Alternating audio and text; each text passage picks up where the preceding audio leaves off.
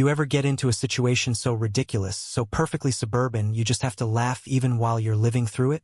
Well, buckle up, because 6 months back, I stumbled into the kind of petty neighborhood warfare that makes you realize just how weirdly territorial folks can get when you park your old car in the wrong patch of asphalt.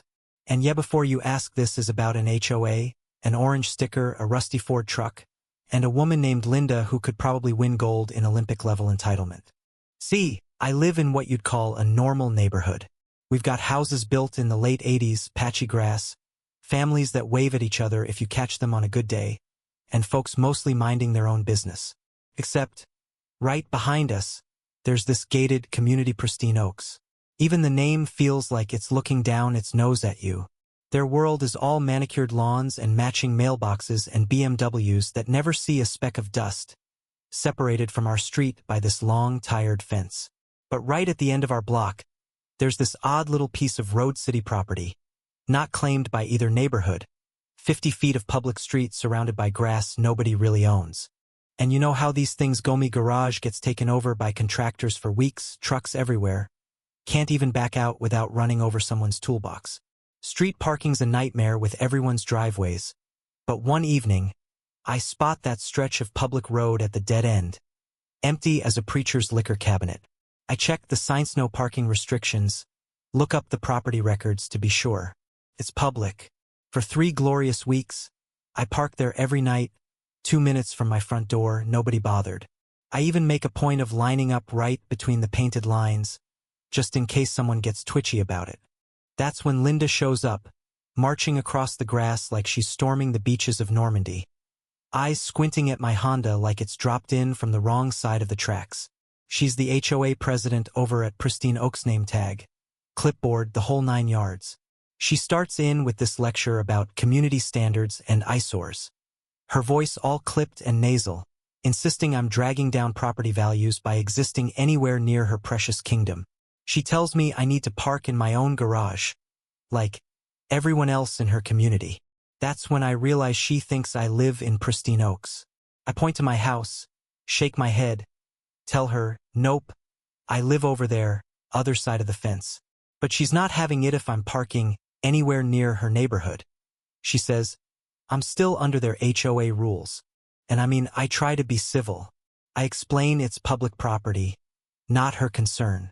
She cuts me off, threatens to call the cops, says my old junker is an eyesore among all their well-kept vehicles. Mind you, my car's not even that old, it's just not a luxury badge. And I guess that's a crime in Pristine Oaks. Linda storms off. I figure that's that. 2 days later, I'm heading out for coffee, and there it is, a giant orange sticker plastered across my windshield. Parking violation, printed in big, bold font, HOA logo right in the corner. I peel it off, laugh a little, take pictures for proof, just in case. Next morning, 2 more stickers, plus a printed copy of their HOA rules, shoved under my wiper. Out of pure curiosity, I actually read their rule stuff like, you can't park anything but a luxury car outside. Cars must be washed every 48 hours. All vehicles kept in showroom condition. I mean, who lives like that? But, Linda gave me an idea. That afternoon, I dig into the city's zoning records, pull up the property maps, even check the HOA's own documents. Just as I figured, their jurisdiction ends at their fence. They can no more control that public road than I can declare my backyard a national park. But clearly, Linda believes proximity equals power. So I decide if she wants me to follow her rules, maybe she'd enjoy what happens if everyone nearby did the same. First, I call up city planning just to double-check. Yep, any legally registered car can park on that road for up to 72 hours. No showroom condition required. Then I ring my buddy Mike's got a legendary 87 Ford pickup, faded red paint, tailgate held with bungee cords. Looks like it survived the apocalypse but still runs fine. Mike thinks this whole thing is hilarious. Agrees to let me borrow his truck if I help him move a couch next week. So next morning, I park Mike's truck in my usual spot, legal as can be. Didn't even have time to finish my breakfast before Linda is on the scene. 3 more orange stickers in hand, marching circles around the truck. By lunch, someone's called the police. I watch from my window as a patrol car pulls up, checks the registration, looks at the signs, tries to make sense of the situation. Then here comes Linda, folder full of paperwork, animated arm waving, pointing at my truck, then at her gates, back at my truck. The officer looks tired just listening. 15 minutes later, Linda storms off again and the cop leaves, having done absolutely nothing. That night, I get a call, Pristine Oaks HOA Legal Committee. Some voice says, threatening further action if I don't remove my unsightly vehicle. I just calmly explain, again, I don't live in Pristine Oaks, don't answer to their HOA, and I've got all the documentation in the world. But you know how it is, the insist proximity means their rules still apply. So, the next morning I go all in on malicious compliance. I print up copies of their HOA rules, 47 pages worth in hand, deliver them to every business and apartment complex within 3 blocks. Gas station?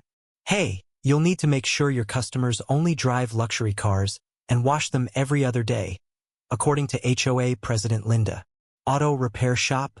Sorry, you'll need to keep all vehicles in showroom condition if you want to keep operating next to Pristine Oaks. Apartment complex? Guess what, your tenants are now under luxury vehicle inspection. Good luck. The phone starts ringing off the hook. Gas station owner wants to know what authority the HOA has. The auto shop asks if they should refuse old cars. The apartment manager's fuming, demanding answers. I politely direct them all to Linda. By that afternoon, Linda herself is on the line, absolutely losing it. She accuses me of harassment, spreading lies.